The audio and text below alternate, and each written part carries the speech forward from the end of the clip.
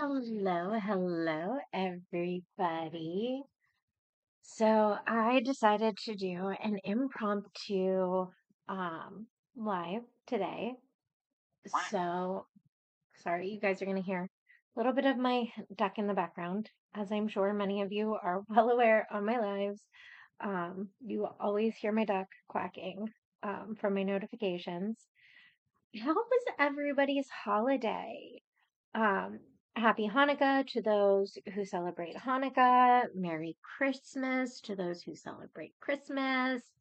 Um, Happy solstice to my friends who are pagan or Wiccan. Um, Merry Yule to those who are pagan and Wiccan.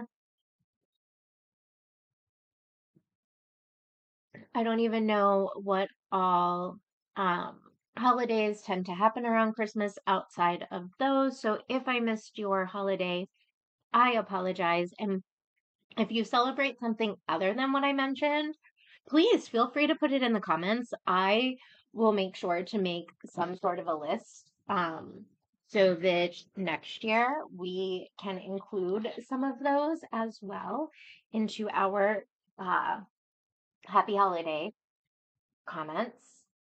Um, but I hope everybody had a fabulous holiday. Ours was good. We had my bonus mini for the very first time ever for Christmas. Um, and so that was really exciting. Um, I can't wait to get to spend New Year's Eve with him. This year as well. His mom has to work, and so my husband and I have him, and so we're looking forward to a couple of things. Sorry, the dogs are starting. Hey, you two, no, thank you. Loki, leave your sister alone. She don't want to play. Sorry, Loki's over here being an extra big peanut. So, who is ready for us to get into day four's video some more? Now, I know. When I'm not going live every single day, my computer likes to screw up where we are in our video. Loki, no thank you. Loki! Hold on 1 minute, guys. Loki's not listening. Go get a toy.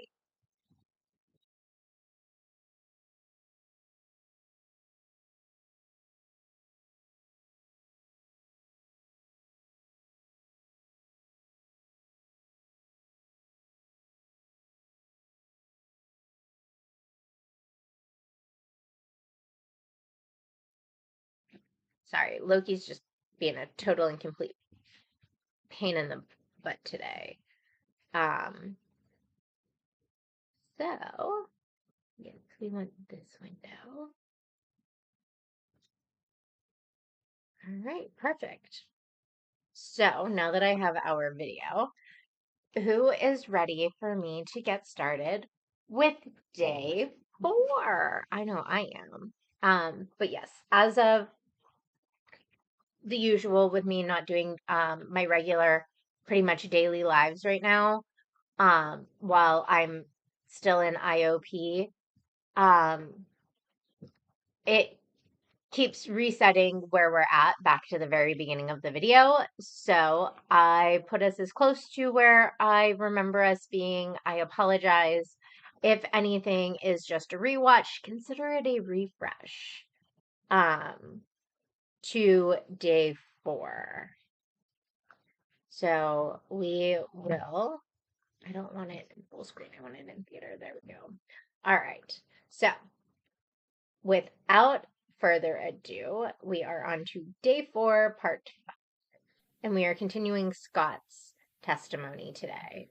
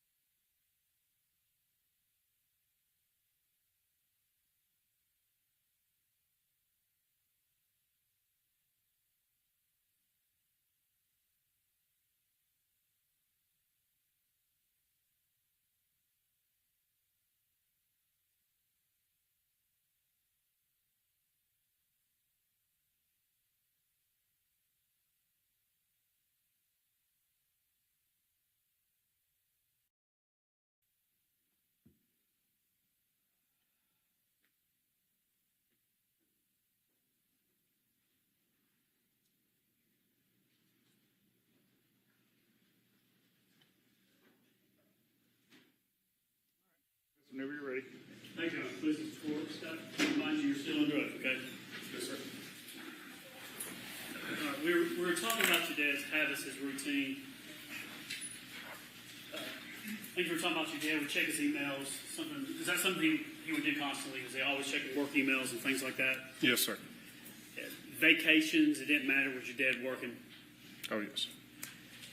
When he would go downstairs, so eat dinner, go upstairs, eat dinner, come back downstairs, work a little bit.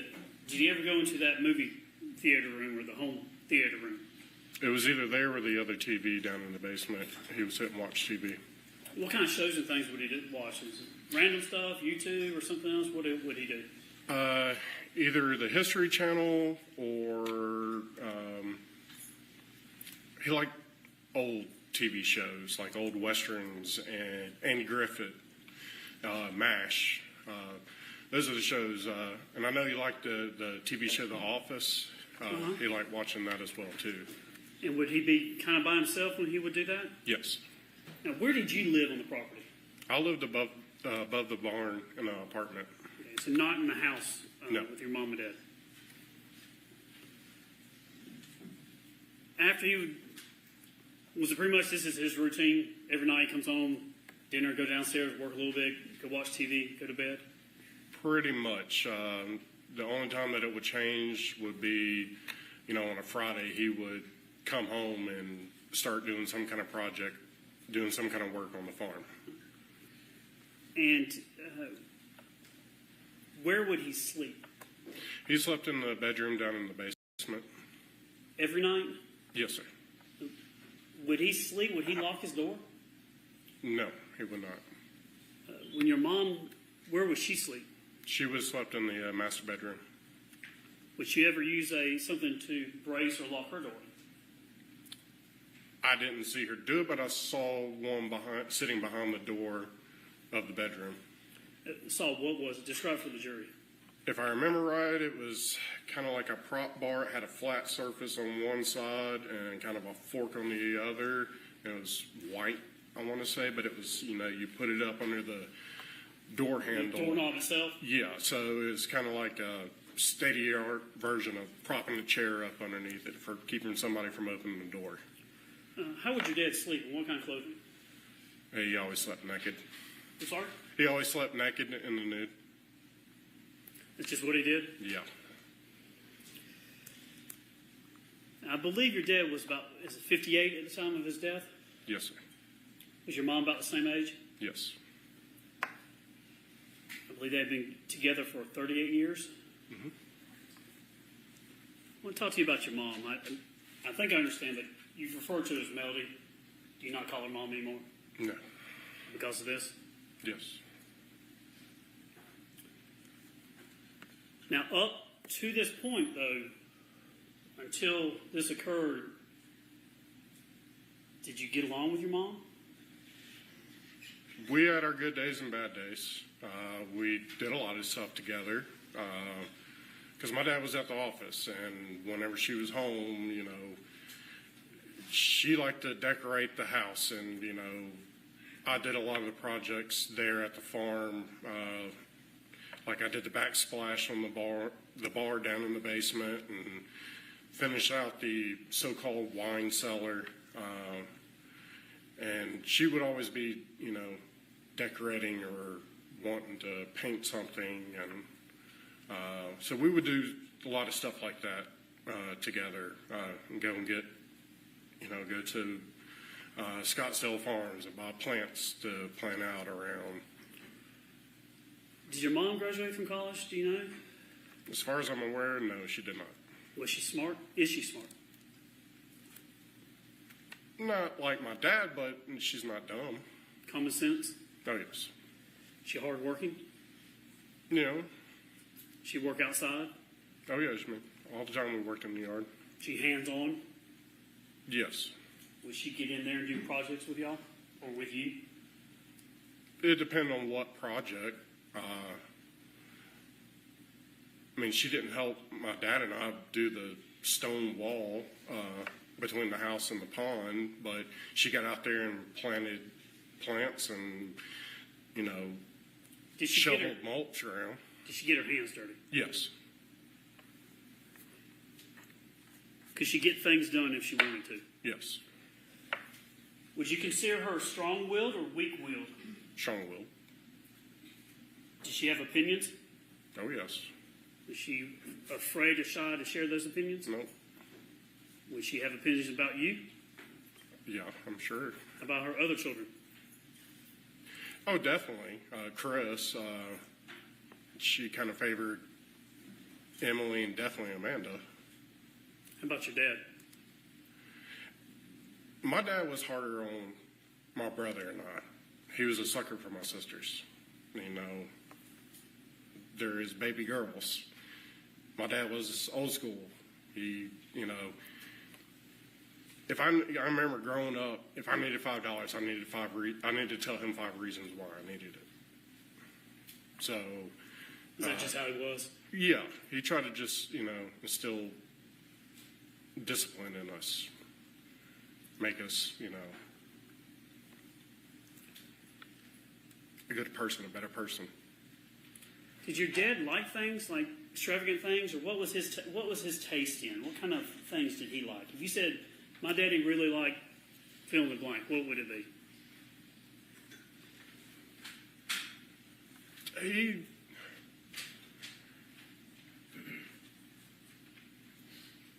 It's kind of tough. I mean,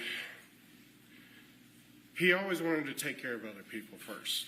He always put everybody else first. He made sure Melody had what she would want to have, and all of us. I mean, he always made it a point to make sure, you know, we all had the best Christmas as possible. And he wasn't really, you know, he drove a Suburban. He drove it until over 200,000 miles, and it was me who convinced him, go buy yourself a Mercedes. I mean, you deserve it. I mean, he wasn't a flashy person, so it's kind of hard to say. What kind of Mercedes did he have?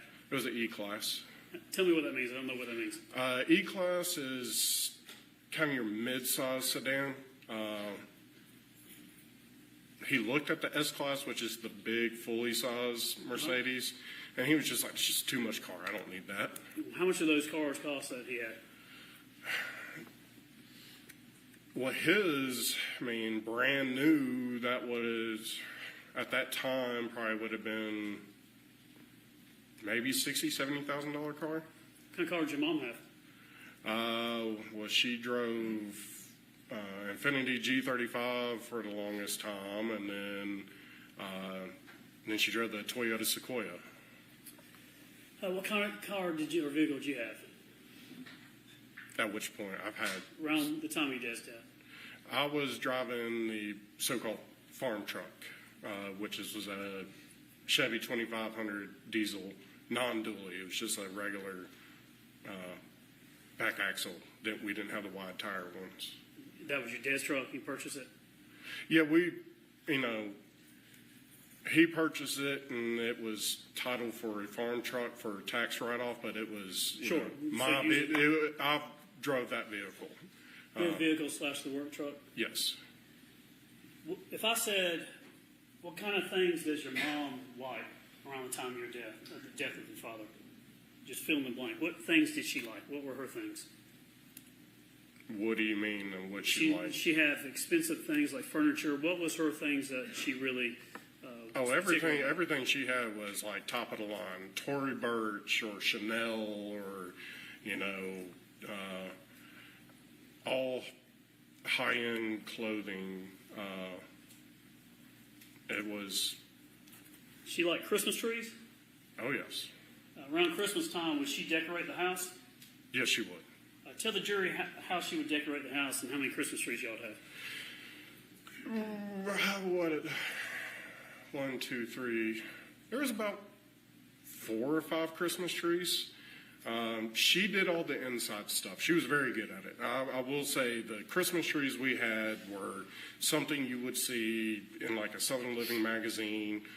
She liked to collect the Christopher Racco ornaments, which is a very sought-after ornament because they're hand-blown, hand-painted. Say that again? I didn't catch that. They're called Christopher Racco ornaments. Okay. Take it they're expensive?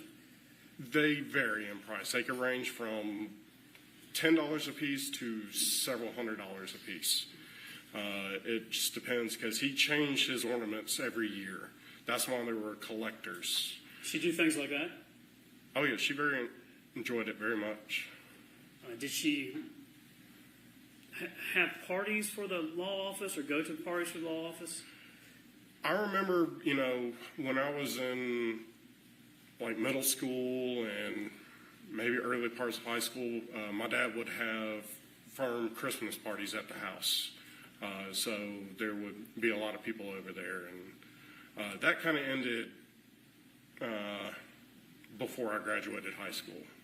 Did your dad take care of your mom when it comes to things that he provide nice things for? All the time, yes. Like, did she have fur coats, mink coats, whatever you call it? Did she have nice clothing? Yes. Did she have nice jewelry? Yes. She had nice dishes and things like that in the house? Yes. Clothing? Yes. She liked to shop? Oh, yes. Did you give her money so she could shop? Yes. Well, she had, pretty much our entire life, she always had full access to the bank account. It was just the last 2 or 3 years prior to his death that it got restricted. Things kind of... How would you describe, at the time of your father's death, how would you describe their marriage to each other? Not good. Why so? Because she was constantly disappearing, taking off, spending an abundance of money. Said she was going to do one thing, and that's not what she was going to do. And they were constantly arguing with each other. Never out in public. It was always at the house. But Did your dad ever hit her? no, Lay a finger on her? no. Was he a screamer, yeller, cusser? What was your dad like when they would argue?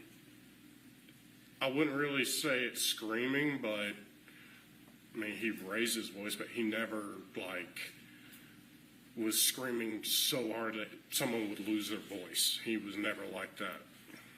And what was she like? Oh, she screamed.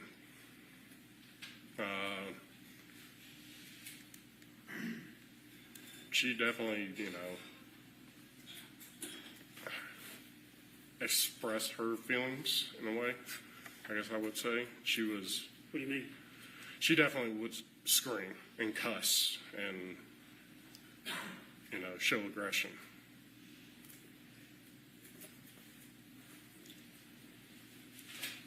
Who is Ted Wiley?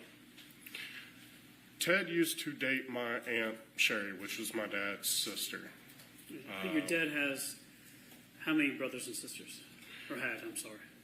My dad has an older sister, Patricia, then my dad, and then my Uncle John, and my Aunt Sherry. So what was Ted related? How was he related or involved with the family? So Sherry. Ted was dating Sherry. And what time was this, and about how old were you when this was going on? If I remember right, they started dating roughly maybe when Amanda was born. So they were together for a very long time. Pretty much all of ours. How many years do you think they were together? Are you talking about 5, 10, 15, 20, whatever? Oh, yeah, definitely north of 15, I would say. And did you see him often? Every Christmas and Thanksgiving. And at some point, did you notice something or did you learn of something going on between him and your mom? Yes. So when my grandmother, Melody's mother, Kay Walker, when she had a heart attack and had to have open heart surgery, I basically went with her and I stayed with my grandmother in the hospital, especially when she was in the ICU. When was this? What year are we talking about? This is 2005 or 6. So, I was up there for quite a period of time. I ended up, quitting my job at Regal Nissan to, help out, with this situation, because my dad was still, working, and So how long a time would your mom and you be separated from your dad? we would stay up there for several weeks. It depended on what condition my grandmother was in and all. But for the beginning of it, we pretty much did not leave from being up there. It's once she got out of, the ICU and got moved into a more private room, that's when we kind of, didn't have to be up there as much. So this is taking care of your mother's mom, Yes, maternal mother, grandmother, yes, and the defendant was there to help her mom, and you were with her. yes. How did Ted come into the picture? So, Sherry and Ted, they live there in Muscle Shoals, Florence area and all. So, whenever we would go out to eat, we a lot of times went to eat with them. We always went to Logan Roadhouse or somewhere like that.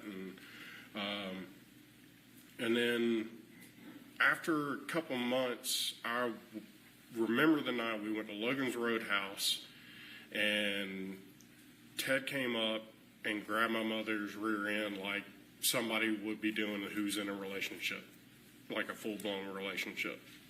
And that right there triggered. And from there on, she started disappearing.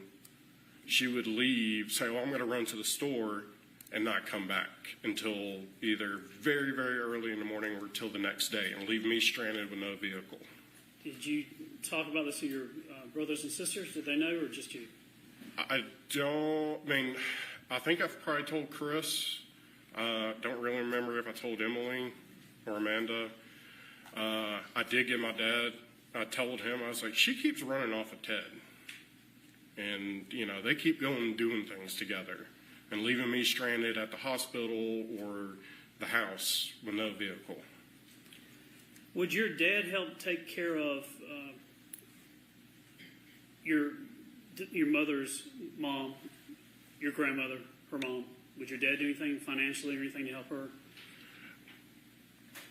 If I remember right, I know he kind of helped. I want to say my grandparents had like a mortgage on the house for some kind of project, something with the foundation or something. I think he kind of took control of paying for that. I don't know if it was my grandmother's money or his money, but he kind of, took controls of the, finance side of the mortgage. Did you ever know anything about a $50,000 home equity loan or something like that involving Ted Wiley? No. Did your parents, because of Ted or anything, did they ever separate or have an issue that you saw? From what I remembered, it was, by this time I was in the process of joining the Army. I went through basic training, and I was deployed to Iraq within 4 months of coming out of basic training. So I was over in El Paso, Texas, not here. And I do remember I deployed, and I remember getting an email from my dad, and he, stated that he was going to be filing for divorce. I responded with, do what you got to do, but I really don't want to be, I don't need to know anything else. I got too much going on over here. And that was over Ted? Yes. What year was that? That either had to be 2009 or 2010, so I was deployed to Iraq. And after you got that email, did your dad ever say anything else to you about what was going on? No, sir.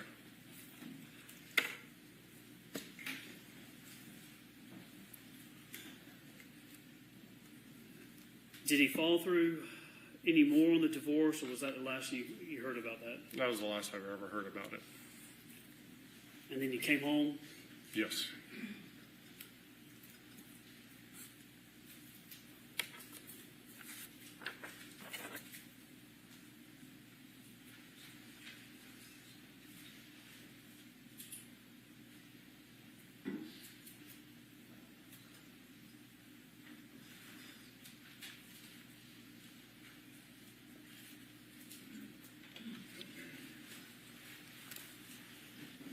this time, I'm tendering to Evans S. Farris, number 10.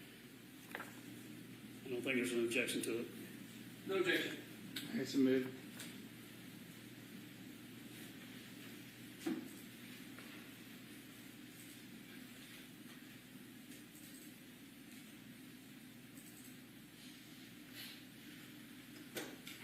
Scott, you should have in front of you a monitor. Is it working? Yes, sir. I'm going to hand this to you, so you can look whichever one you want to.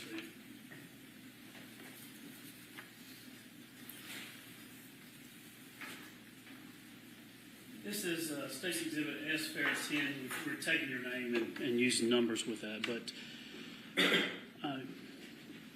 can you tell us what, at the top it has an email there. Can you read that email for us? Gary 4250 at gmail.com. And what is the company that sent this? That would be from Bank of America. And if you could just read out loud what it says. Hi, Gary. Credit transaction was made above your chosen alert limit. Amount $165.82. Credit card, Bank of America, Visa, Platinum Plus, ending in 1727. Where at Scottsdale Farms and Company, Alpharetta, Georgia. Type retail. Transaction date July 1st, 2018. Did your dad have several credit cards and things like that? Yes, he did. Did he have the ability that he would get notice if anything was, I think, over $20 or something like that? As far as I'm aware, any kind of transactions, he would get some kind of notification. And if he was notified, would he ever ask you about what you're doing with the money or what was going on? Yes. How quick would he be on that? Like, if he got a notice, how quickly could you get a phone call or a text message? It varied. It could be within 5 minutes, or it could have been later on that evening. Now, this one in particular, do you know what that card was or who had it?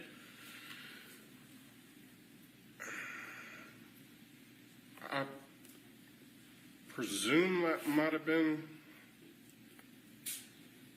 the one my dad had. I'm not 100% because there was several different credit cards.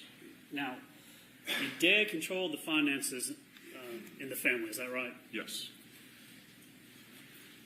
If you would just tell the jury, when it came to your finances, what type of access to a debit card, a credit card, whether it's personal or for the farm work, tell the jury what you would have.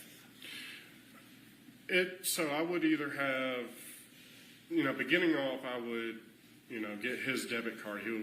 I'll get it for him to go buy horse feed or, fertilizer or anything like that. And then he wound up giving me a credit card that I kept all the time. And that's, a lot of purchases were made doing that.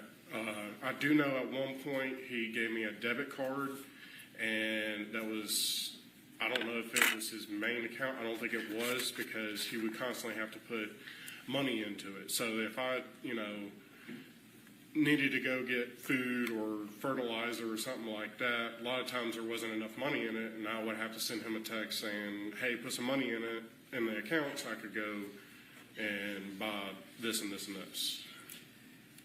And would he do anything to, would he ever get on you about your spending? Every once in a while. So I worked for my dad, when I got released from the military, I got back into selling cars for a little while. And then I worked at a warehouse, and then by the time we lived on the farm, we realized it was kind of a full-time job, and also I kind of maintained it. And we had an agreement, because I lost my job at the warehouse, and, we sat and talked, and he's like, well, look, this property is a lot of work and everything like that, so, I'll give you a credit card, and you're able to go and, have lunch and stuff like that and all. But, if any time I really want to go buy myself something, which I never really did, I'll let them know, or so-called, hey, is it okay if I go buy this? Let me ask you about let's go and talk about your work you did on the property. 2155 Purcell Lane, that's a hobby farm? Yeah, I would say. Were y'all looking at several places before your dad bought that? We looked at a couple of different properties. Some we just didn't like at all. It got down to this property and one other property. I do know. What was the difference between this one and the other one? This one had a lot more land. The other one sat on I wouldn't call it a lake, very large pond. And it was on the back side of it. And, you know, when we looked at it, the cove was pretty dried up. And so it wasn't much of a lake. So, you know. So who wanted in the family, including all your brothers and sisters, who wanted the one at the lake, if you would, and the farm that you moved into? Who was up for what? Let's start with Amanda. Which one did Amanda want? I don't think she ever saw it. How about Emily? I don't think she ever saw it either, too, and neither did Chris. Which one did you want? I went with my mom and dad to look at the properties. Did you have a favorite out of the last two? The one, yeah, I liked the one that he ended up purchasing more. How about between your mom and dad? Did they like one over the other? I mean, realistically, I think it came, would say, a coin toss in a way. I mean, I gave my points. I was like, look, you got a lot more stuff you can do, you know, on this property versus the other one. So when you end up, your dad going after and buying the farm, what year was that? Around 2013. And how old were you at that time? Now you're going to make me do math. I am. I'm not very good at myself, so we'll figure out together. Had it been around 30, maybe? Well, let's see. Was it 35 when your father? Yes. You were about to turn 36? I just turned that July 7th. I would have been 35? Okay, so that was 2018, for 5 years, so around 30? Mm-hmm. And so did you so you were working and living on the property about 5 years? Yes. From the time they purchased it to the time of his death, I lived there. And Scott, I'm not trying to be insulting. I don't know any other way to really ask it, but what I want you to tell the jury, and what I'm interested in is what kind of contract, I imagine it's just word, just a spoken agreement, but did you get an allowance? Did you get a stipend? Did you get a salary? How did you make a living and buy stuff, and what was the arrangement between you and your father while you worked the property? There was no contract or anything like that. It was basically, so around the time that, you know, that we were the recession was kind of starting to turn. You know, when I first got out of the military, I tried to join Milton Police Force. Couldn't, since I was not post-certified, they didn't have the funds to hire me on. And once I started looking into other cities and counties, it was all the same thing. So work was still hard to find, like decent paying. So, you know, and the job I had at the warehouse, I was making $10 an hour. And once I got, you know, I was let go from that job, we sat down and talked, and I was like, look, I want to still pursue, you know, law enforcement, but there's nothing I can get into right now. And that's when we came on the agreement that, you know, I would manage the farm, because since he was working Monday through Friday in Atlanta, that, you know, basically he would give me a credit card, debit card, and, you know, I was able to go eat lunch and stuff like that and pay my cell phone bill. I didn't have much bills at all, so he never really gave me an allowance, except for the time that, you know, he decided to open up the other bank account, and you know, he didn't keep a lot of money in it, because around that time Melody kept asking for the card I had and going off and buying stuff. Did your dad want her to have that card? No. especially the credit card. When he gave me the credit card, I remember he sent me a text saying, "Hold on to this, like your life depended on it," or something. But to keep it away from the defendant? Yes, he basically said, "Don't give this card to anybody." Which credit card would that have been? I believe that was the Ducks Unlimited Visa card. When you work the land, there were horses and animals and things, pigs, goats, chickens. You all had all kinds of stuff on there, didn't you? Yeah, we had everything pretty much except for cattle. All right, now your first house. Now your mom's background, her father and mother had it's Ace Hardware or some type of hardware store. Ace Hardware, yes, sir. So more of kind of a country background or a rural background. No, Musk Shoals it wasn't a huge town,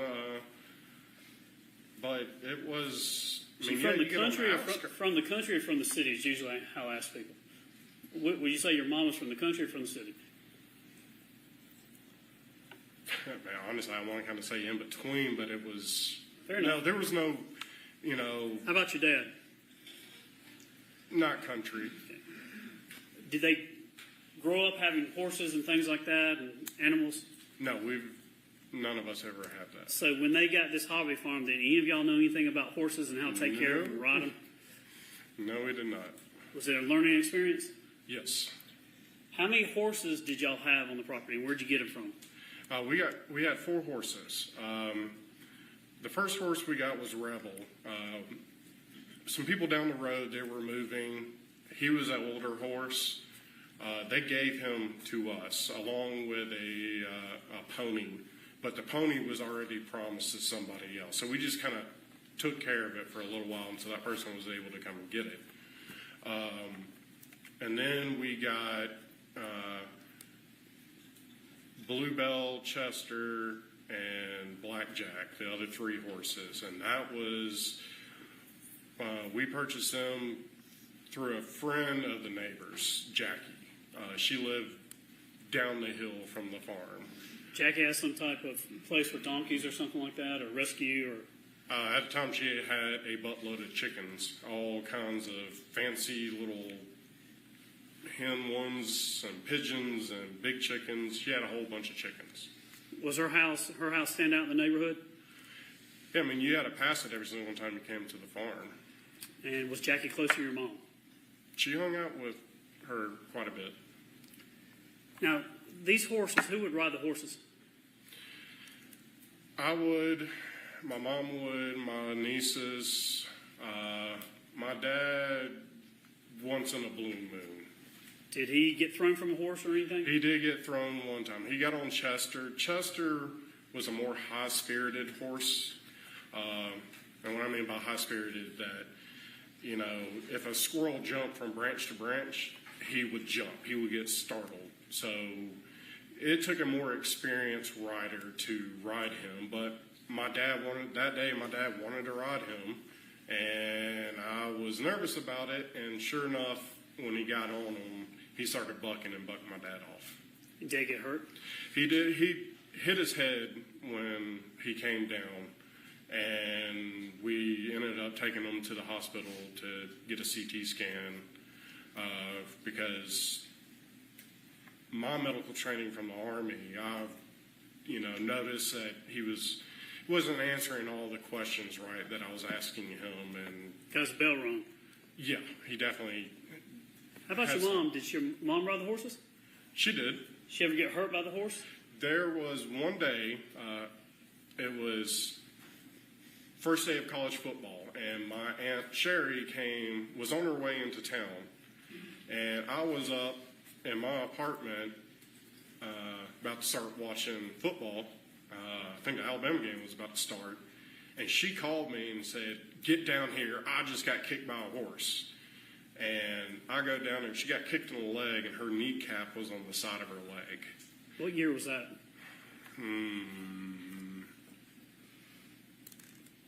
I want to say 2016.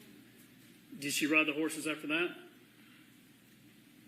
when she was finally able to, yes, I think I remember her getting on. I don't really remember, but I know my dad didn't get back on a horse after he got bucked off. When it came to taking care of the animals, part of your, I guess, duty or job that you would do, how many animals, what was your routine every day for the animals? What time did you have to feed them? What did you have to do? I would wake up in the morning, and depends on, a lot of times we left the horses out in the pasture. But if I knew there was bad weather coming or it got more winter time and all, that's when I would start bringing them in the barn. So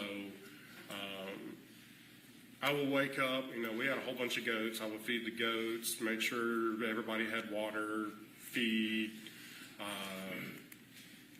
and just kind of along those lines. And then I would start, blowing off driveways and stuff like that, keeping the place looking nice. How long would it take to, you feed them how many times a day? Or what would your routine? About twice a day. So in the morning, it depends on the animals. So the horses, they would get a little bit of feed in the morning and then some in the evening. Same with the goats. They would get feed in the morning and feed in the afternoon and be grazing out in the pastures. How much interaction would your dad have when it came to taking care of the horses or the animals or anything?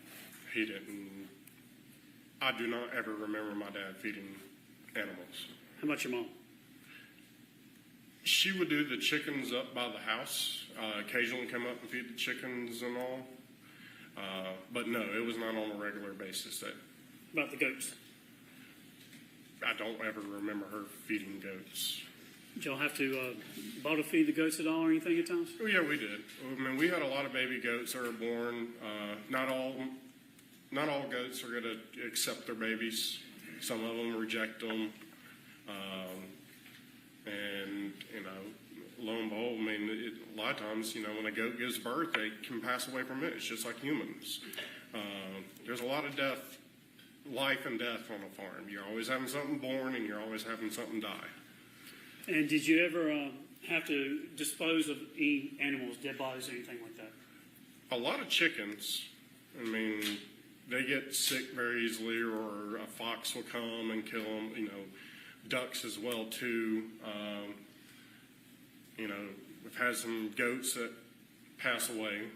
They either get sick or, first group of goats we had, we bought them from somebody that was, their parents, I believe, passed away or something, and we bought all the goats they had. That was our first goats.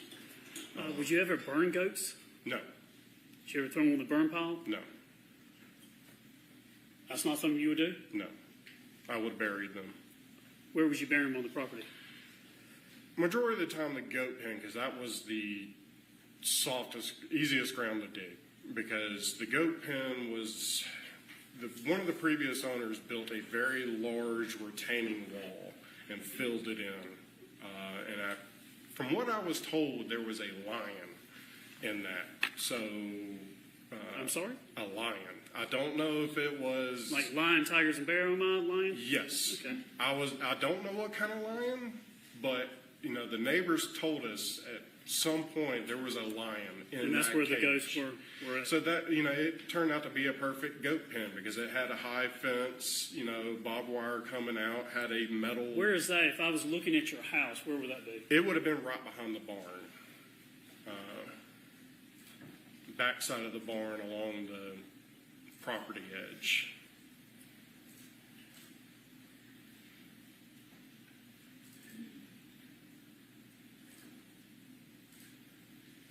This is aerial 3.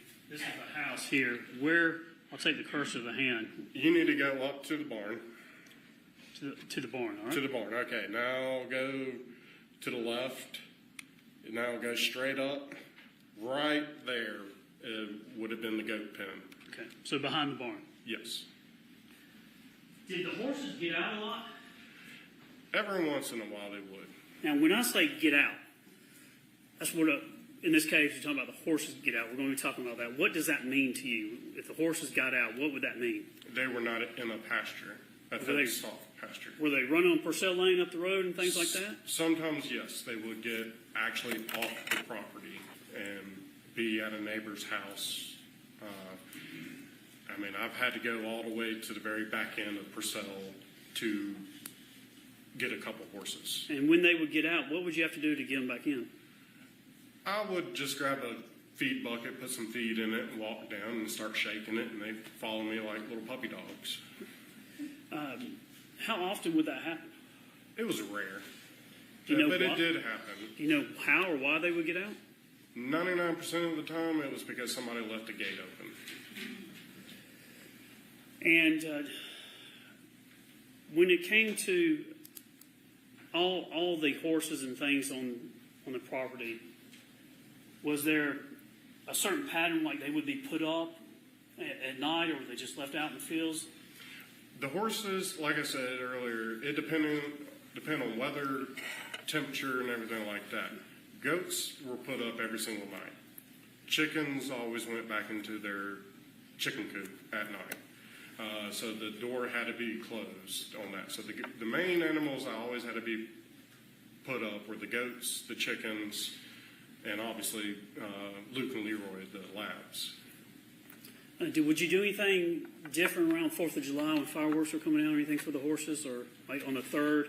Did y'all do anything different on July 3rd for the horses? We always left them out because, yeah, they will get scared from fireworks, but it's always safer to leave a horse out in a pasture than in a stall because they would jump around and everything like that, and you don't want a horse getting hurt. So they would be left outside. So if they got scared, they had room to run. But if they were in a stall, they would, jump and hit their head or something on the stall walls. Did you like the animals? I loved them. Was that something, a passion you enjoyed, or? I thoroughly enjoyed it. I mean, the horses were like dogs to me. I mean, I took care of them all the time. Horses do have personalities just like dogs. Do you miss them? I do.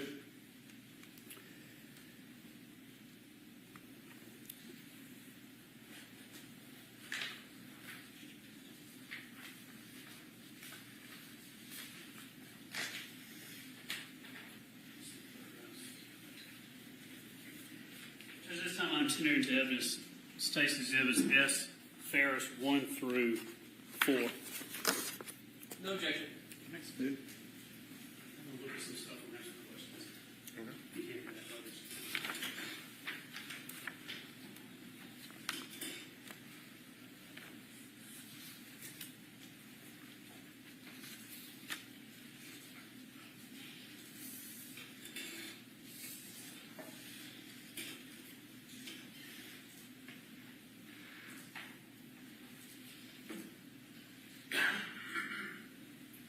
This is S. Ferris 1. We have some photographs from the property. There were some drone photographs and things like that. But as we look at this photograph here, tell the jury what we're looking at. Now, this is taken at a different time after the July 5th, I believe. But just tell us, what are we looking at? So we were looking at the bottom section of the house, the basement. This would have been below the big half-circle deck.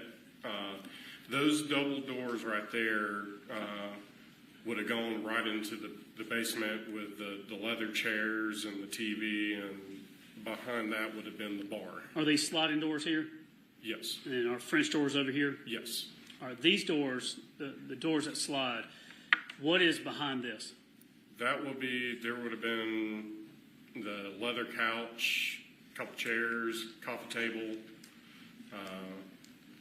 and It's where your dad would hang out? Yes. That's where I would go. If I ate over there, that's where I would go down and sit and watch TV and eat dinner. If I walked open these doors and walked in, would I run into the bar, the kitchen bar area? Once you pass the couch? Yeah, assume the couches are not obstructing my walk. If I walk in, when I walk before the bar, if I turn right, am I going to come down the hallway to your dad's office? Yes, that's where the hallway was. If I go and turn left, I go down the hallway to your dad's bedroom? Yes. If I walk a little bit further, I can go to left and go up the steps. Is Yes. that right? This is S. Ferris 2. looking, you see the officers, this is when it took some drone photos, but looking here, what I'm going to try to help orient is over in this area where the burn pile is. Can you tell the jury kind of where the burn pile is in relation to the kind of the corner of the house? So from the corner of the house, Let me do it this way. So this is S2, S3, and S4. This is the burn pile area looking back. Is this a view of it?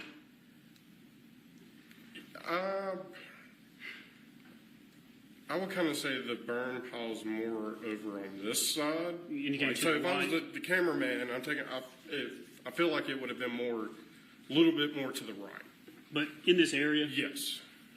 Describe for the jury, if you would, if you're walking from the house going out towards the burn pile, are you going uphill or downhill? You're going to be going downhill. And is your property, is the house on the crown of the top of the hill for the most part? Pretty much, yes. Now, behind this, going back to 3, this tree line back here, did you have any trail cameras or anything on? Yes, it was actually further south, further down the hill from the burn pile. Going towards the pond that way? No, this was on the back side. There's the fence where your mouse is. That's about roughly where the fence line is, the property line. Okay. And there was a little trail that goes all the way down to the bottom corner. So back in the woods. So it was down that way. I had it set up on a tree pointing towards my neighbor's property. All right. Look at the jury and tell them what you would do with that trail camera and what you did back there. So my neighbor, Ray, he allowed me to deer hunt on his property right there on the hillside because all the deer would come either running from our property to his or they would come from that way. So I just had a better angle of, hunting deer. How many deer did you harvest from that hunting spot? Somewhere between, I want to say 6 or 7 deer. And what would you hunt with?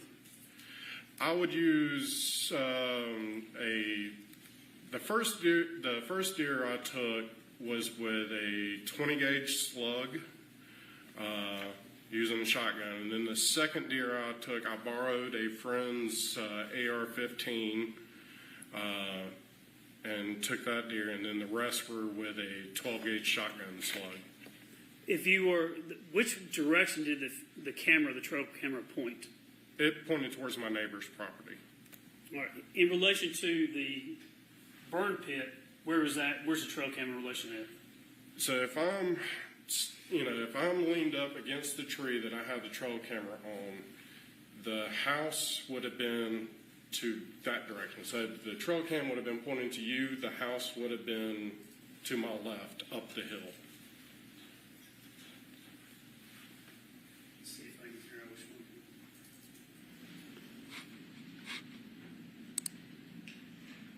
Is it in this area? Or is it another? Do I need to? Yeah, it's nowhere. All right. Which way with the mouse pointer should I go where the trail camera is? Go right. So give or take some yardage, but it'll be, kind of right there pointing, north in this picture. So, yes, that way. So in this area on aerial 9 is where the trail camera would be? Yes, somewhere in that vicinity. And then the camera itself is pointing this direction. So left, straight, or right? Straight. Straight. Not pointing back to the burn pit? No. Not pointing back to the house? No. And did you put that trail camera up? Yes, I did. How did you look at the pictures and things on that? At the time, I had like a little SD card thing that I'm able to connect to my cell phone, and it pulled up, I believe at the time I had an app that I was able to use to pull it up. Over the years, I was just able to, click on Do you remember what brand it was or what trail camera it was? No, I do not remember. Is it one of those where you could sit in the house at night and you get a ding on your phone and says a ding? At that time, no. You have that now? I do have one like that now that sends it to my cell phone, but I haven't used it in years. I want to ask you something about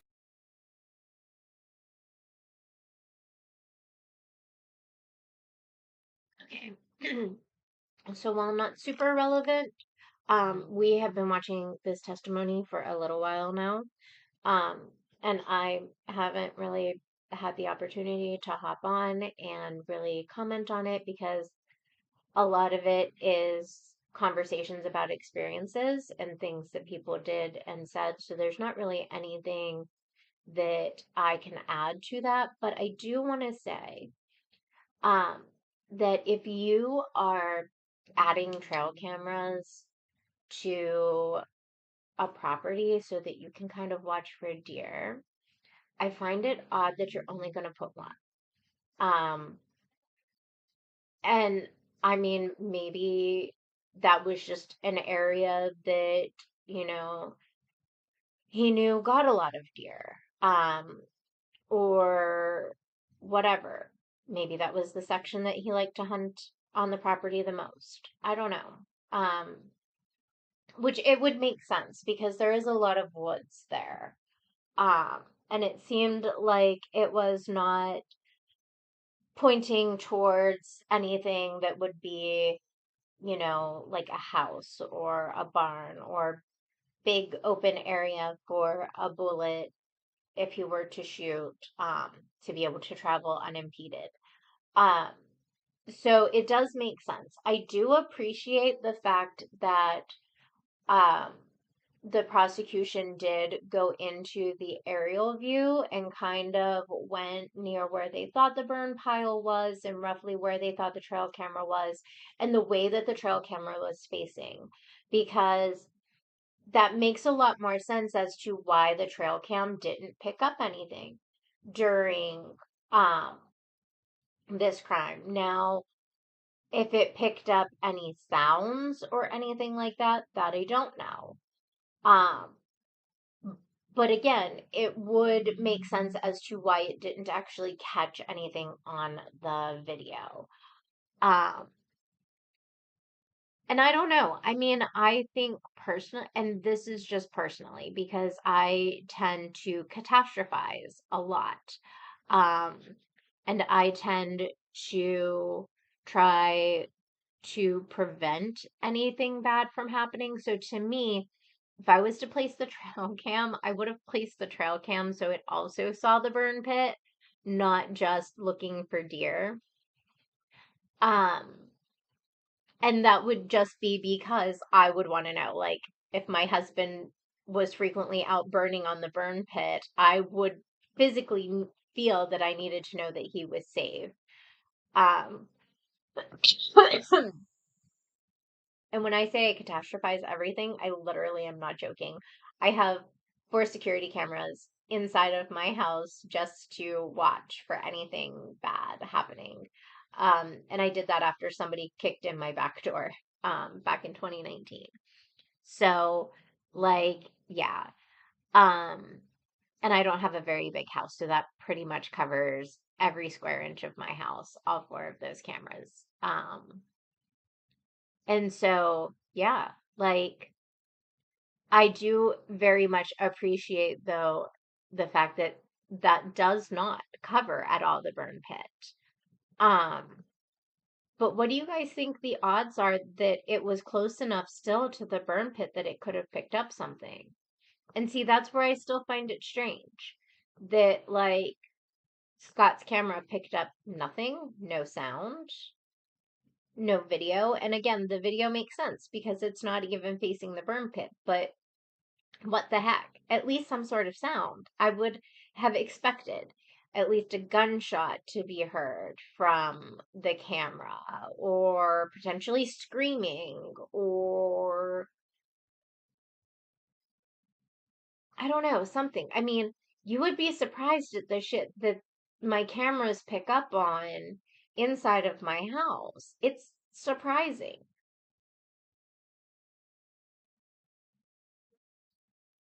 And I totally get that these are cameras from at least 2018, if not older. Again, my cameras are not that much newer. Mine are from 2019. Um, and mine also come with an SD card, but mine also come with cloud storage as well.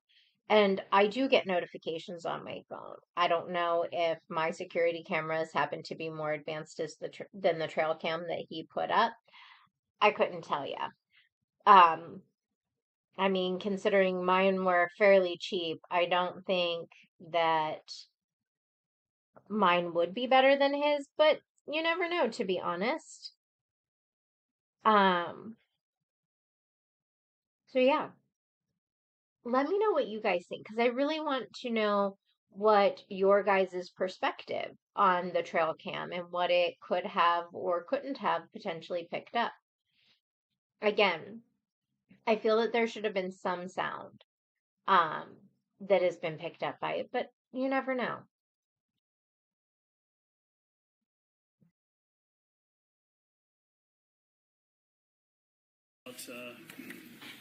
Fires. Does your dad and your family like to like fires, burning fires? Does your grandfather or something burn fires? Well, always growing up, my grandfather burned leaves, and I remember every Christmas after we all opened presents and all, my grandfather would collect up all the wrapping paper and go take it out on his burn pile and light it. And was there a fire? Tell us about the first fire at the first house in Alpharetta back in I think around 2008. maybe, yeah, I really don't remember the date on it. What happened? Just tell us what happened there. So I remember that night. I remember waking up and fire trucks being out in front of the house, but it was the weekend prior. My dad burned some branches and stuff like that, and some old grass clippings or something like that. It was a little pile back there. In the backyard or in the woods behind the yard? In the woods behind the fence, so it was not right up on the house. He burned the stuff, and he, I guess, presumed that he had it put out. Well, it went an entire week.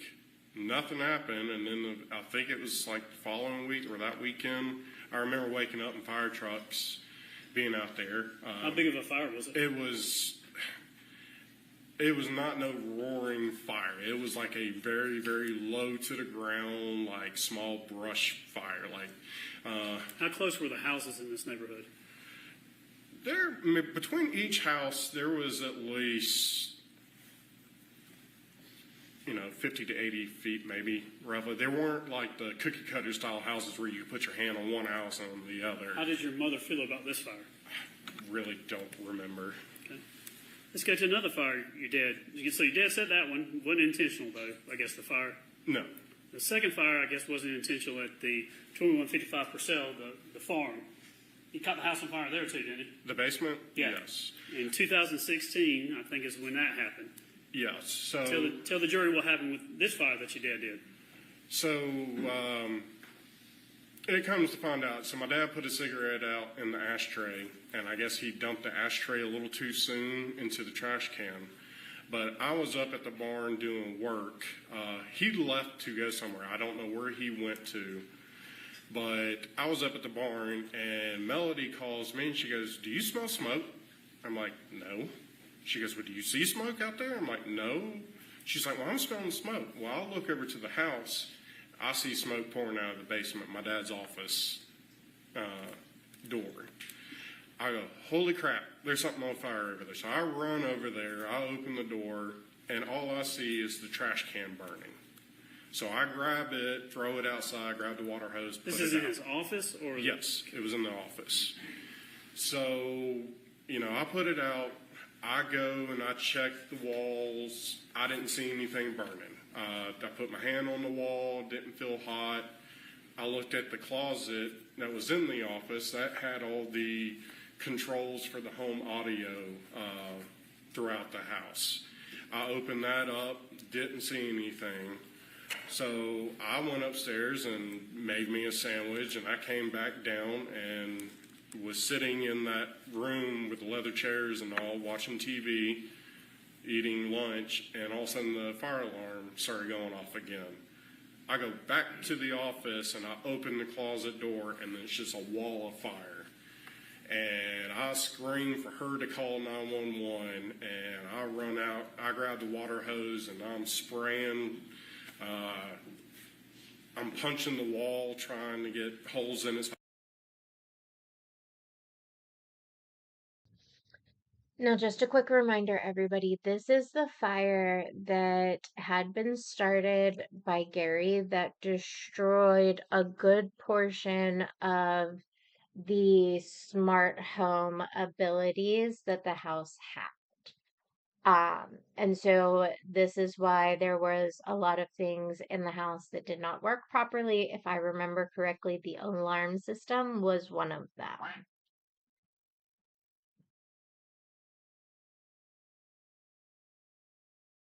I stick the hose in it, and then next thing I know, 2 deputies show up, and I look at them. They're like, "Sir, is this your house?" I'm like, "It's my parents' house." "Yep, yeah. Wow. Do you have a baton or anything?" They're like, "No." So I continued to, spray water and punch holes, and then the fire department showed up, and the firefighter told me, he's like, "If it wasn't for you, their house would have burned down." How bad of a damage was done to the house? There was more smoke damage than actual fire damage. So the fire was mainly contained to that closet. So all the electronics burned up. It was an unfinished closet, so there was a lot of, wood. Was your house like a smart house, had technology? A good amount. It wasn't like what today's standards would be, But that was destroyed or damaged? All the components, the audio components, yes. How did we had you- exposed rafters, so the fire could have spread down to the home theater if I did not put it out in time. How did your mom react to that fire? She was pissed. Did she get on your dad? I didn't see her get onto it, but, knowing her, yeah, she probably, chewed his ass out. Was she concerned with your dad when it came to fires? Yeah, we both were, because he would start a fire to burn, branches and stuff like that. He would stay around it for a little while, but then walk off to go check emails or do something. So no common sense when it came to fires? No, yeah, man. There was a lot of times that I'm like, why are you burning right now with the winds blowing like this? He wouldn't think about it.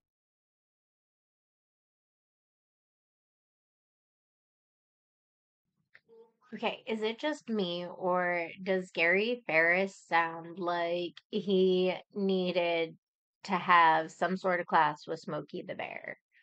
Um, he seems very irresponsible with fire, and it's almost like, why the hell did you allow him to even have a fire pit to begin with?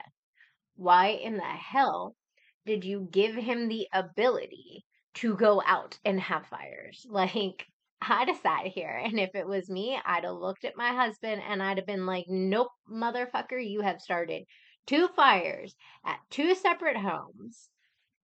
I ain't letting you do this again."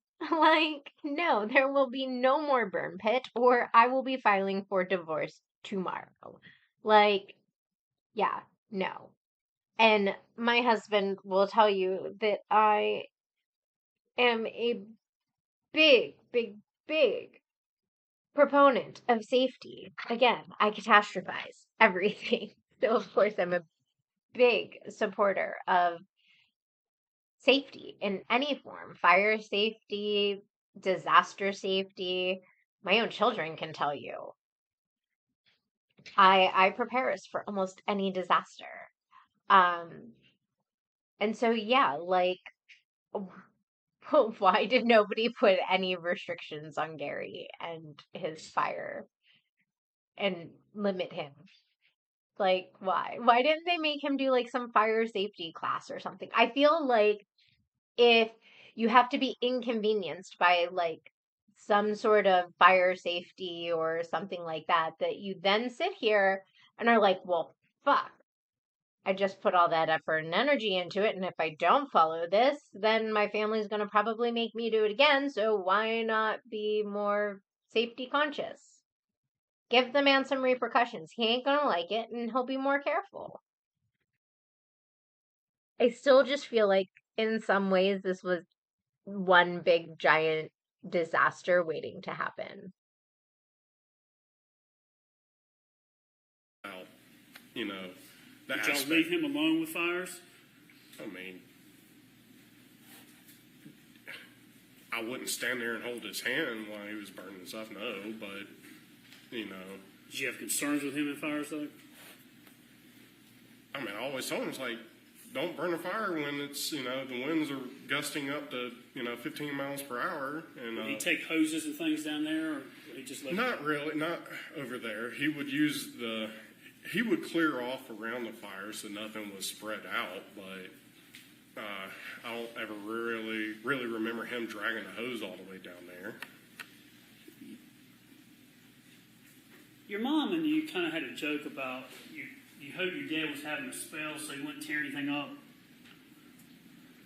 I mean, was your dad able to tear stuff up and y'all would have to fix it? yeah, my dad would start projects and I would end up having to finish them. That would either because, he had to go do something for work or, he had to go back to work. He would. Would you and your mother joke about him having spells, hoping that maybe he's having spells so he's not going to mess it, get into anything, y'all could have an easy day? I don't remember really, but yeah, that could be, a possibility that would have happened. I mean, when he started a project, he would do some pretty big projects. Would you describe your parents' marriage as living married but living separate lives? Towards the last, 2 years before his death, maybe, but for the longest time I remember, my mom and dad have always slept in different bedrooms because of my dad's sleep habits. He snored a lot. He had to sleep with a CPAP machine. I remember them, they officially kind of slept in different bedrooms after one night. My dad liked to, toss and turn a lot, and he ended up, flipping over, and his hand went flying over, and it hit her in the face and broke her tooth. So he wasn't a very, steady sleeper he wasn't out cold. He talked in his sleep, he snored, he slept with a CPAP machine, kicked, jerked. So they slept on separate floors? Even at the old house in Hampton Hall, she would sleep down in the guest bedroom area. My dad would sleep in the master. And So how many years were they having to sleep in separate places? for quite a while. 10 Like years? I said, after, that happened, they kind of stopped sleeping in the same bed. 10, 15 years? How long? I would probably say that, yeah. It's before I want to say since I was kind of in high school. Your dad had, how many CPAP machines did you know your dad have? I only knew he only had one CPAP machine. How many did you see? He got new ones every so often, but At the time of his death, how many CPAPs did you see that your father had? he only had one. Now, you and your dad, fair to say, like other fathers and sons, y'all have disagreements and argue about stuff at times? Oh, yes.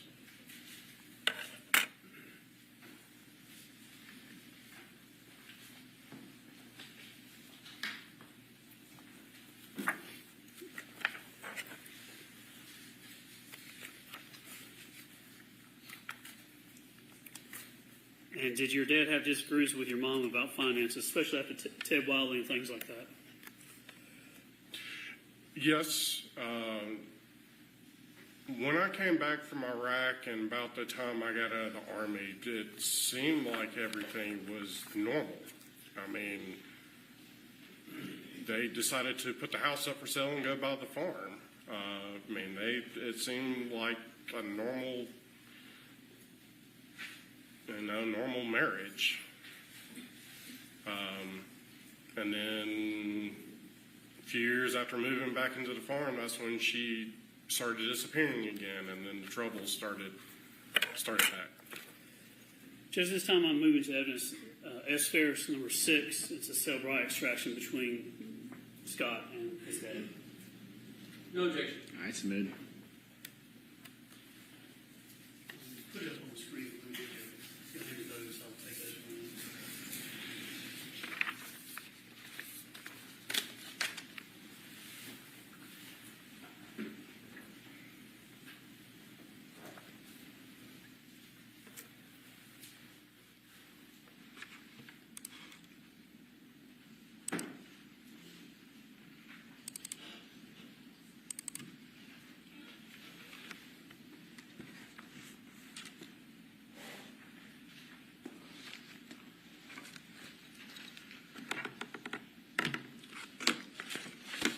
go and turn your attention now to page 6.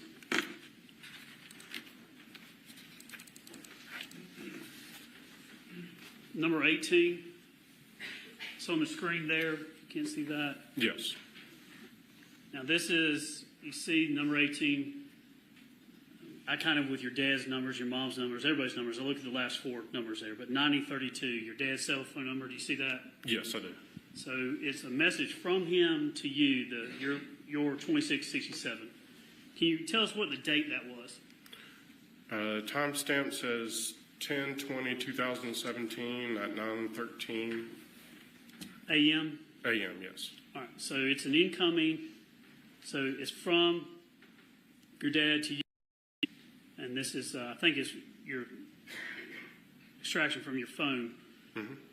What was the message? Can you read the body of the message he sent you? Read that into the record for us, please. So you have my credit card, question mark?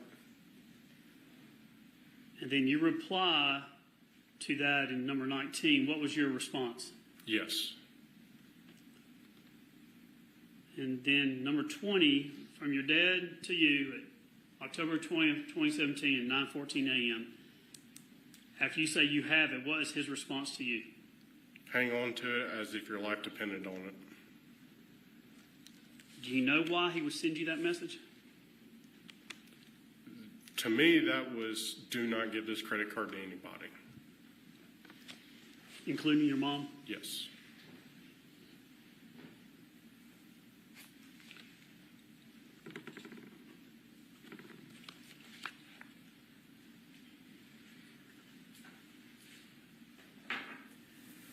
Was there, up to a point in your parents' marriage, did things, you said you thought everything was going all right at the time, but was there ever a time that did you ever see your mother get upset with your dad? Quite a few times. Would she outwardly manifest her anger or upsetness with her husband? I mean, yeah, she would talk trash about my dad to me, to my sisters, my brother. I mean, yeah. I want to talk to you about an incident.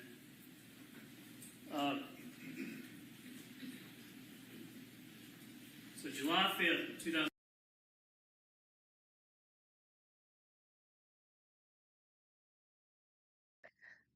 So here's my question. And please let me know if I'm wrong. Why is it okay for Gary Farris to go and trash talk his wife to the kids, to friends, to family? But it's not okay for Melody to do the same thing. And I'm not saying that Gary was trash talking her, but he was going around and making comments about their relationship to the kids. I don't sit here and go, oh, your dad's a terrible person because him and I are arguing today to my children. I also don't do that with their daddy, their bio dad. I may say that I don't agree with something that their dad or their daddy is doing, but I let them know that we are in a good place, that we are still a stable family, and I reassure my kids that just because me and their dad or their daddy are having issues, that doesn't mean anything.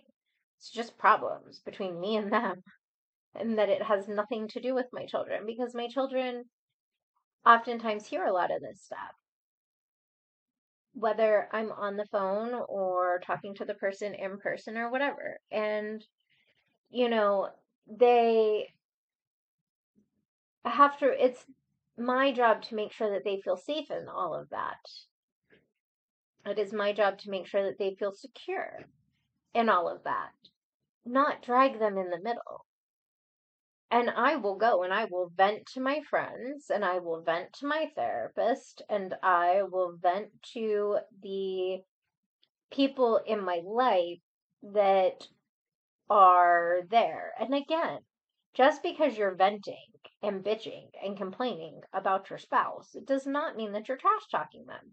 You can sit here and be like, oh my God, can you believe what, Jonathan did today? Oh, he sat here and just completely ignored everything that I said today. I asked him for help with this, that, and the other, and he just was too busy playing on his phone or playing on the PlayStation or watching movies or whatever. That's not trash talking. That's just bitching and complaining about a circumstance. You're not saying that your spouse is lazy. You're not calling them names, but you're making a valid complaint. It pissed you off that day and it frustrated you, and so be it. You know? And I feel like there's a difference. Like, so where is Gary Farris complaining about his wife different from Melody Farris complaining about her husband? They both went to the kids. Should either one of them have gone to the kids? No. But they both went to the kids. So what makes one complaining and what makes another one trash talking? I really feel like it's just the perspective of the person who's talking. And Scott is trying to make it look like his dad was this saint and his mom was this mean, evil person so that he doesn't get looked at too hard. Because no matter what, there are a lot of inconsistencies in this case.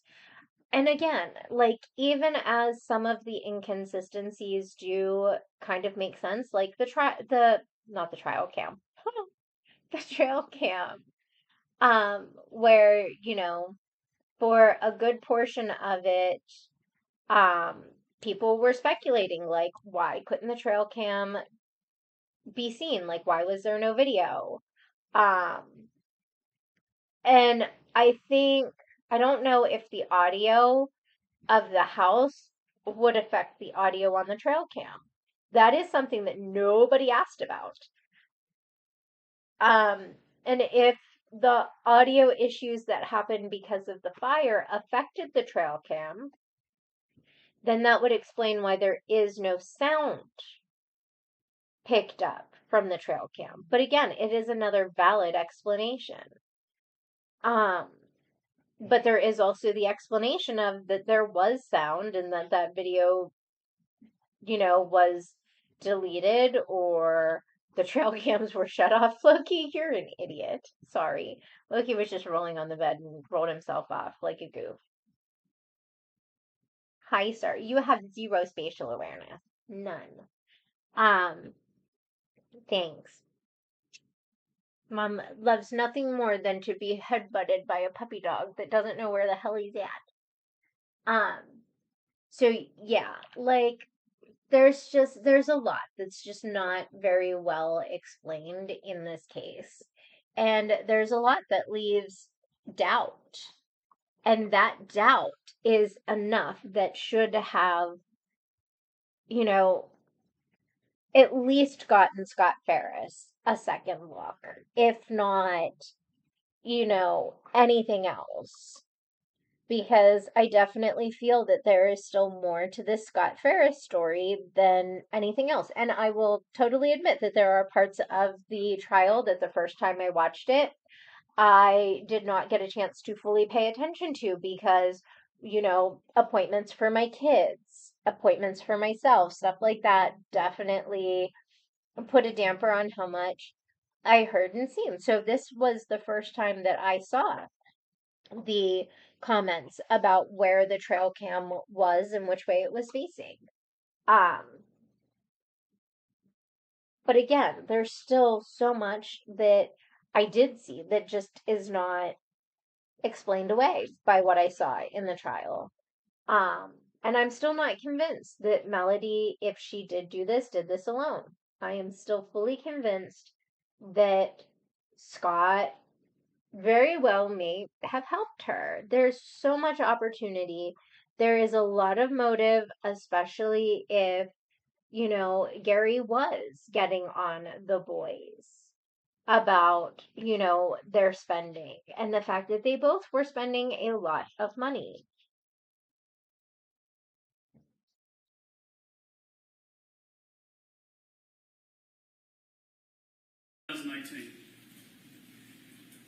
Is when you found your dad, the remains. You said 2019? 2018. Okay.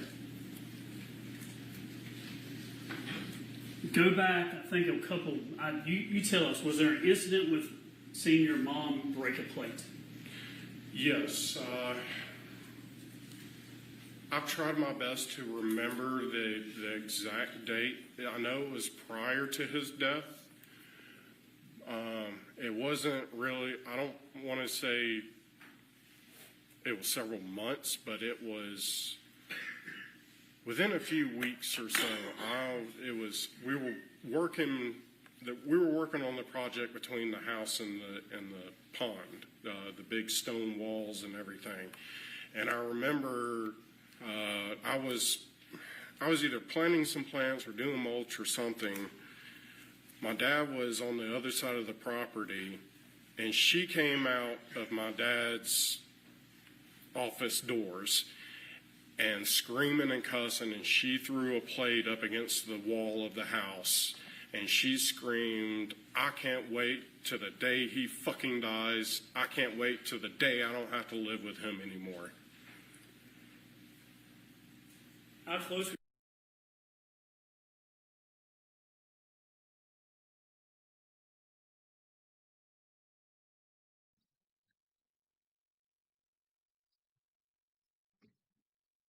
So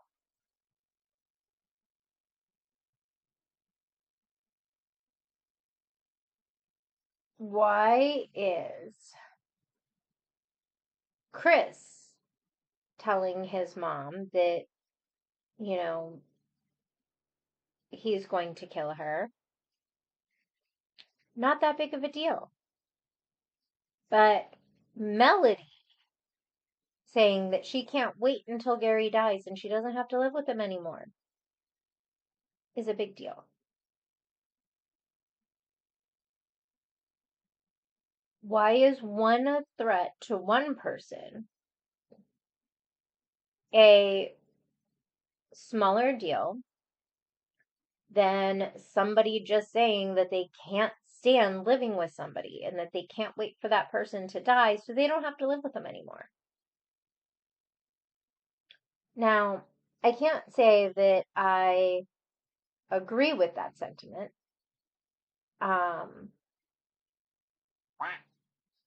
But I also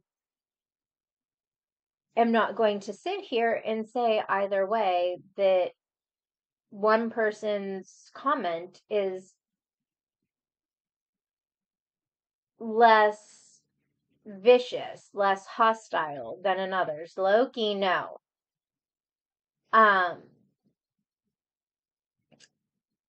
Because it's a threat either way. You're showing your disdain for somebody either way. It's not beneficial to anybody in any way, and it's violent either way. Loki, take your toy. Go get your toy, sir. Don't be scratching at the bed. Come on, lay down. And so it's funny because there's so much double standard in this. And again, what makes one person's comment more violent than another? Like, one is somebody physically threatening to harm someone else. Granted, they didn't do it. And another one is literally just somebody saying that they're so fed up with the person that they can't wait for their time with them to be over. How do you prove from that who killed somebody? For you to this when she did. I was within 10 yards. How far was your dad away? He was over 100 yards away. Do you know if he heard it or saw it? I know he didn't. He never said anything to me that he noticed it, and I don't know if I don't remember him seeing him. So I knew he was up on the other side of the property. So she walks out, and where does she throw the plate? So if you walked out of those French doors, there was a wall right there, and right next to it would have been the hot tub. It was up against that wall, right? How bad was what kind of plate was it, and how bad was it broken? Well, I mean, if only plate like that would have been, used was the, just the white kitchen plates. We had like two different sizes. We had a bigger set and then a smaller set, but they looked the same. Did you confront her or say anything to her about that? No, I don't remember saying anything to her about that. Do you know what she was upset about, or? If I remember right, him leaving the plate in the home theater room. And it was probably a plate that he probably had some kind of dessert, key lime pie on. So he would occasionally leave a Mountain Dew can or a plate in the home theater, and her being, she cleaned a lot. She liked to keep a clean house. So stuff like that. So how mad was she when she did this? Like I said, she came out yelling and cussing and threw it as hard as she could up against the wall, and it shattered into several pieces. And you were certain she was talking about your dad? Oh, yes. She ever say anything like that any other time? That you witnessed? That I witnessed? No, I don't really remember, no.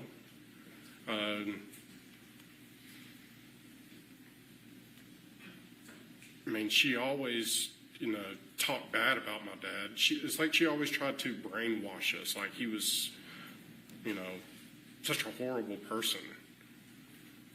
But no, other than that, I never heard her really ever saying, I can't wait for the day he's dead.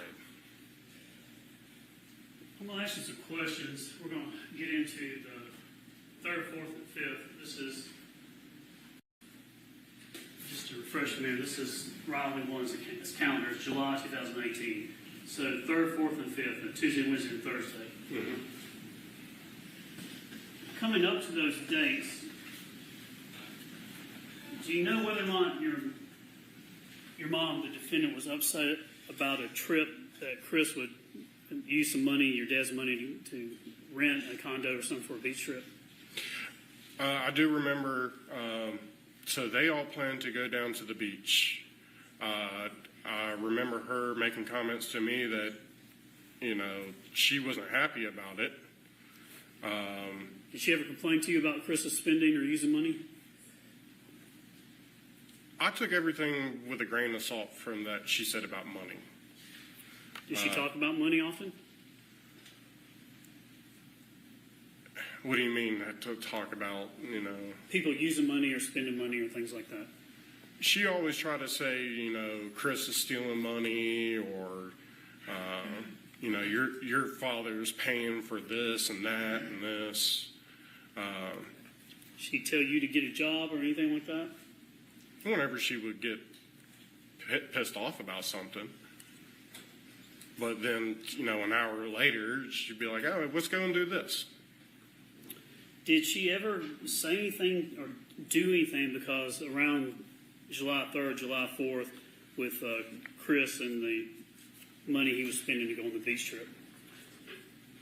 Did you ever see her say or take any actions because of that, or confront your father or anybody else because of it? I didn't see anything. I know she wasn't happy about it because, I don't really remember exactly why she was not happy about it. I remember her asking if I was going, and I remember my dad asking me if I wanted to go, and I said no because, somebody's got to stay here and take care of the animals. Was your dad going to go? Yes, he was planning on going.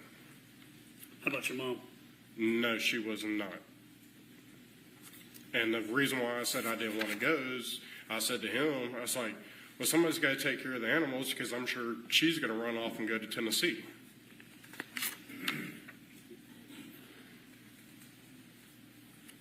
Up to this point, you said your mom would kind of just disappear or during the week. How often would that occur? If you took it week by week, how often was that happening? For quite a period of time, it was at least once a week she would disappear. It always seemed like a Tuesday or Wednesday or somewhere, in the middle of the week, it seemed like. And then a lot of times she would just send me a text saying, hey, I got to go up to Martha Jane's. I got to take her to the doctor. And she wouldn't be back until the following week. Or how consistent was this where she would go week per week? For a while, for the last year and a half. Up to the week of July 3rd, 4th, and 5th. When was the last time you remember her just leaving?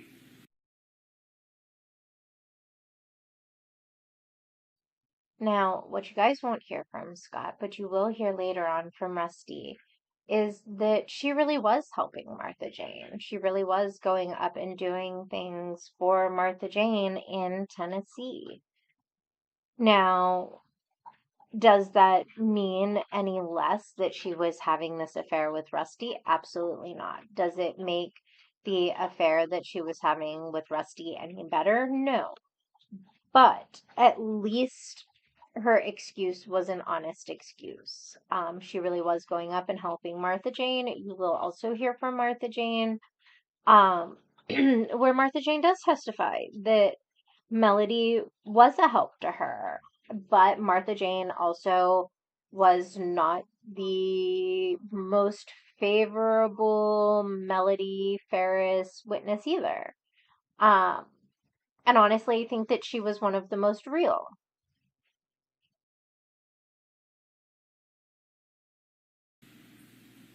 I mean, that probably would have been the week before, maybe. So it was up to that the week before? Oh, yeah. I mean, she was always had an excuse to go. Martha Jane had to go to this doctor. And she would be gone. Would she just take day trips or the other? Sometimes it would be a day or two. Sometimes she would be gone, 4 or 5 days. Around this time, did you ever see your mom with more than one cell phone? Oh, yes. Tell the jury about that, please. I noticed that she had 2 cell phones when she'll be on the phone talking, and I'll walk into the house, and her cell phone is laying on the counter. And then a lot of times I kept, I'll walk around the corner, and she would grab her phone and tuck it into her waistband. So I knew she had 2 cell phones. And I told my dad she had 2 cell phones.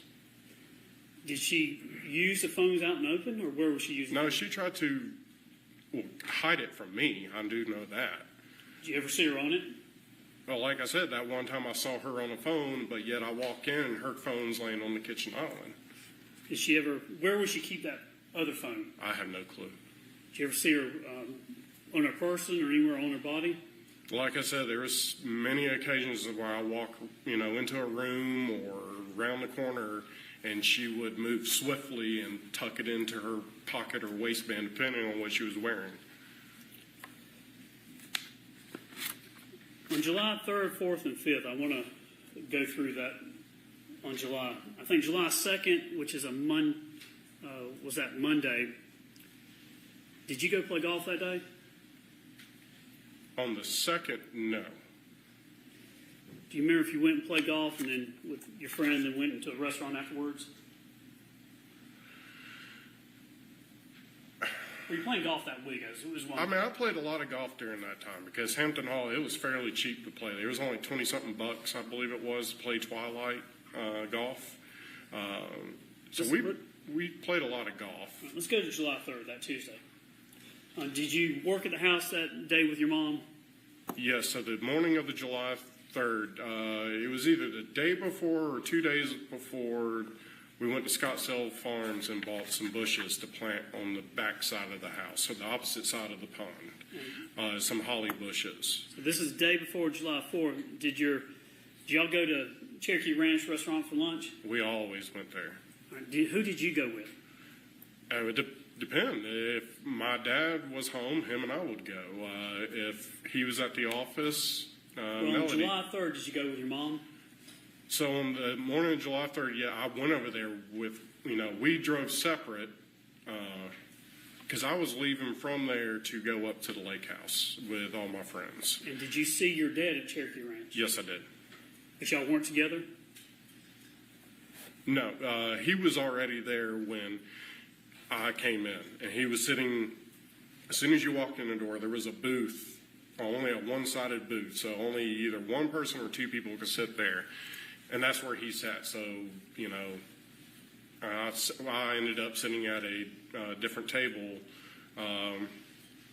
Did he walk out without talking to y'all? I ended up, he was still there when I left. You don't know whether or not your dad walked out or paid and left before you and Melody? If I remember right, no, he was still there when I left. Because I left, you know, I drove up there separate from Melody. She was in her car, I was in the truck, and they both knew I was going up to the lake house. And then what did y'all do after that? So we ate, and I left, and I went to the lake house. Where did she go? I have no clue. Whose lake house did you go to? Nancy Pierce, it was her lake house, which is basically my second family. I've been friends with them for over 10 years now. What time did you go up to the lake?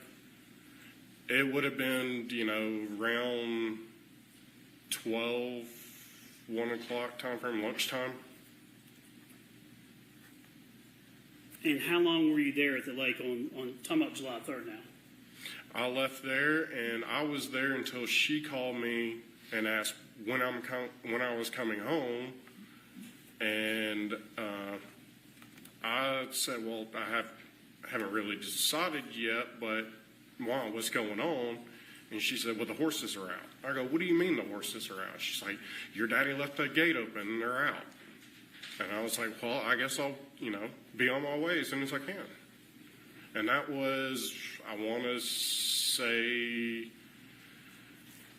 somewhere around 10 o'clock-ish. I said around 10:52 p.m. Would that be about right? Yeah, it could have been around that time. I know it was dark out. So did she call you or you called her? She called me. And she called and what? She was talking about the horses being out? She called me and asked, when are you going to be home? And I said, well, I haven't, you know, I haven't really decided, but wow, what's going on? And what did she say? She said, the horses are out. You need to come home and get them up. All right, July 3rd, you're at the house with your mom working, go to lunch, your dad's at the restaurant, but you don't remember whether or not he left or anything like that. I'm like 99% sure my dad was still sitting there. But whenever y'all departed, he was in a separate car, you were in a separate car, and your mom was in a separate car? Yes, that is correct. And you went from the restaurant to the lake? Yes, sir. And you were there all night until you came home? Until she called me and said, Go come anywhere else? No, sir. And I mean, we went out on the lake on the boat and did that, but I went to the lake house. About 10:52, you said you got a call from your mom about the horses. Did she ask you to come home or anything? She asked, when are you coming home? She asked when you're coming home. Yes. All right, that call's around 10:52 p.m. And you talked to law enforcement after all this happened, told them your timeline, things like that, right? Yes. And I think they were able to take photographs of your phone. Did you show your time calls and things to the law enforcement? Do you remember? I remember I gave them my phone. Okay. And then about 11:34 p.m. or so, did you get back to your house? Yeah, it was from the lake house, which is up in Dawsonville, to the farm. That was about, you know, anywhere from 35-minute to 45-minute drive. And we got back at, say, around 11:34 p.m. Did you talk to your mom? So I came in and, you know, I turned up towards the barn. And once I came onto the property, I see the horses in the pasture. And I pull in and I pull up and I see the fire burning up behind the house where the burn pile always was. So I go, you know, I pull up there to the barn. I try calling her, Melody, and she did not answer. So I went around and checked on all the other animals, make sure the chicken coop was, the door was shut, and, the goats were good and everything. And I went upstairs to my apartment, and then she finally called me back. And when she called me back, I said, "What the hell? I thought you said the horses were out." And she's like, "Well, I put them up. I was able to get them and put them up." Do you remember saying anything to her about your dad deciding to burn the fire or anything like that? Yeah, so, after, she told me she put them up, I said to her, "So I guess Daddy decided to burn that pile of wood, the burn pile?" And she was like, "Yeah." I go, "Well, somebody needs to pay attention to it throughout the night so it doesn't spread." And then I said, "I'm waking up very early in the morning to go play golf. And I'm going to come over and get the debit card to get some cash out." And So she's like, if you talked to your mom around 11:34 p.m. on the phone, what time did you go to bed? It was pretty shortly after that because I was pretty exhausted from being out in the sun all day. All right, the next morning, July 4th.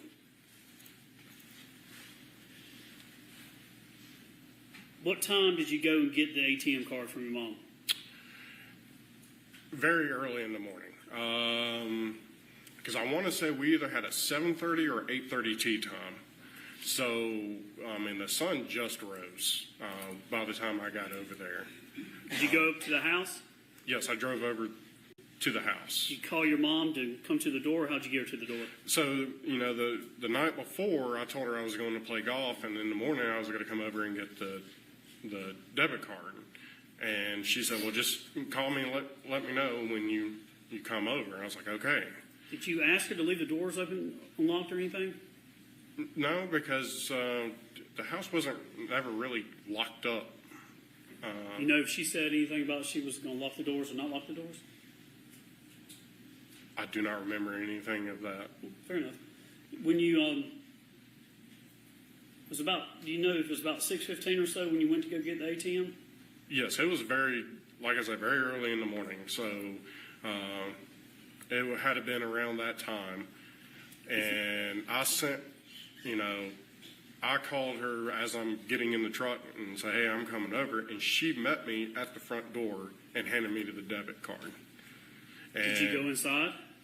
No, I never went inside. Did you go get something out of the refrigerator, a drink or anything? No, I literally walked. You didn't go get a power drink or energy drink or anything like that? No, I did not. Did she let you in? I never went into the house. She literally met me at the front door and handed me the debit card. Did you run down the road, get some cash, and come back? Yeah, I ran down to, right there at Free Home, Publix. There's a Wells Fargo bank right there. So I grabbed. If your tea time was around 7 or 7:30, would that be fair to say? Yes, and like I said earlier, it was either 7:30 or 8:30 tea time. And who were you playing golf with?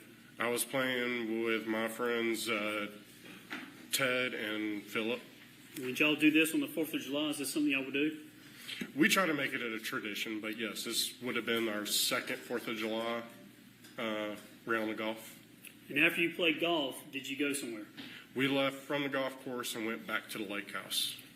And how long were you at the lake? So we finished golf, and then we went there, and we only went out on the boat for a few hours. I know we were back. Did you go to a pool party afterwards? So we got back, and Ted and I went to our friend's apartment complex. She lived in Cumming, and we went to the pool party that she was having there.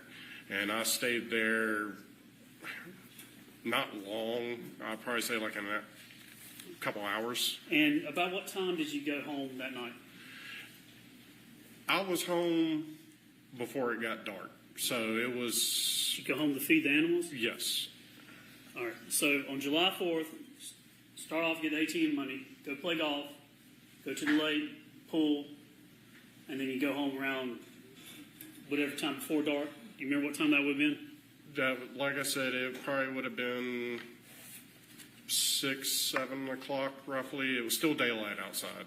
And that time of the year, the sun would have gone down about 9-ish. When you got home, did you have a conversation with your mom about the goats being out or anything? So when I get home, I see all the goats out in the front pasture, or the pond pasture is what we called it. I get them, I grab their feed and I call them and they all come running. I take care of everybody. Then I ride over to the house. By this time, it's already dark out. I ride over to the house and, I walk in and I go back to the master bedroom and Melody is laying in bed with the dogs. And I talk to her and I'm like, what the hell was it? Why are the goats out? And she's like, well, your daddy let them out. I was like, okay, well, why didn't... That's what she said? Yeah. She said, your daddy let them out. I was like, okay, well, why didn't y'all put them back up? I was like, you're going to have to start doing this because I'm going to, start my new career at some point. So you're going to have to learn how to take care of these animals. And then I proceeded to, I turned around and, we talked about something else, I can't remember, but I do remember her telling her that. And I turned right around and went right back out and got in my truck and went back up to my apartment. All right. On July 3rd, did you see the fire burning? Yes, I did. When I came home that night, when I pulled up to the barn, I could see off behind the house that the fire was burning. On July 4th, did you see the fire burning? I do not remember it burning. Judge, may we approach real quickly?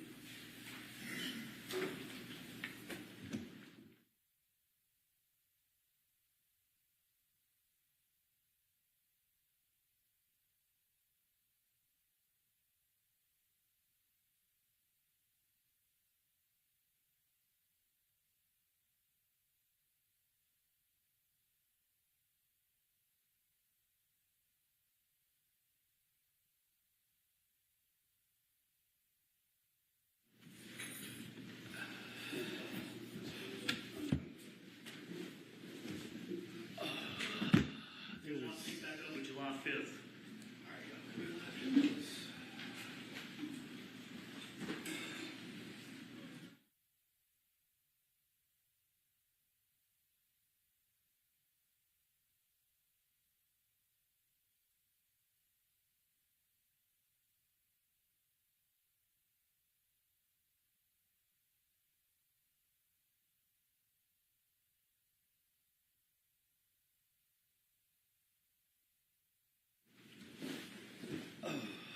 All right, ladies and gentlemen, we're going to break for the evening again. Don't look up anything about the case, the lawyers, the parties, the places. Don't talk to anyone about the case. Don't talk to your family about the case. If they want to know about the case, they can watch it on the internet. You can't. But they can't talk to you about what they watched on the internet. Don't talk to each other about the case when you're in the jury room or outside the jury room or at any point in the case until I give you your instructions and y'all begin your deliberations in next couple of weeks. All right. Any questions about any of that? Anything y'all need before everything going okay? All right. Y'all can be excused.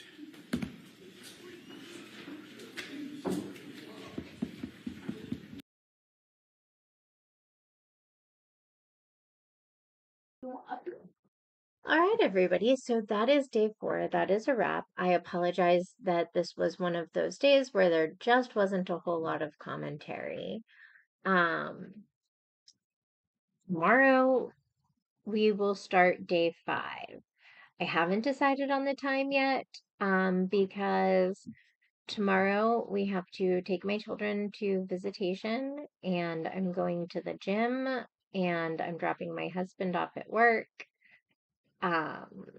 And so, yeah, I'm not entirely sure what time I will be done with everything. I'm gonna say probably my usual, like 3, 4 o'clock. I might make it 4 just to make sure that I give myself plenty of time for all the stuff that I need to do. Um, so I will schedule that for 4 for tomorrow. We'll leave it at that for now. If it looks like I can potentially come on earlier, I absolutely can. And I hope everybody has a wonderful rest of your evening. Again, happy holidays to those of you who still have holidays that you are celebrating. Um, if I didn't mention your holiday at the beginning of the live, go ahead and drop it in the chat. I would love to recognize it for another one. If you have any upcoming holidays that you want me to give a shout out to, please feel free to drop them in the comments. And I hope everybody has a great weekend. Bye.